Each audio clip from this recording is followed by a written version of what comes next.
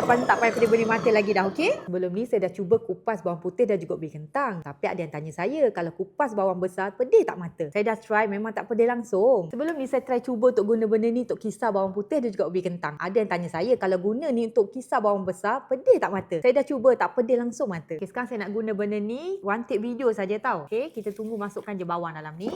Okay, kita tunggu 15 saat untuk kita kisarkan benda ni. Korang tengok ni lepas ni apa jadi dengan hasil dia ni. Korang nampak tak? Sangat bersih dan mudah sangat nak guna. Okey, hari ni kita nak kupas pula bawang putih. Kebetulan hari ni nak masak memang nak pakai. Okey, jom kita masukkan je bawang putih ke dalam mesin ni.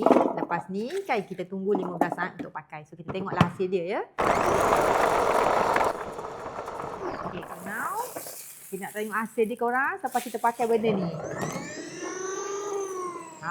Alhamdulillah, ya Allah, benda ni sangat mudah nak guna. Saya sangat suka. Dulu saya rasa benda ni mahal, tak berbaloi tau nak beli. Tapi sebenarnya benda ni sangat berbaloi korang. Dia murah. Sebab saya pada bawang, korang juga boleh guna untuk kupas kulit kacang tanah ke kulit buah anggur pun tak ada masalah. Okay, lagi-lagi pada yang siapa buat bisnes tu, korang patut ada benda ni tau. Sebab boleh jimat masa korang kat dapur lebih mudah, betul tak? So, siapa yang nak beli benda ni, korang klik je beg kuning.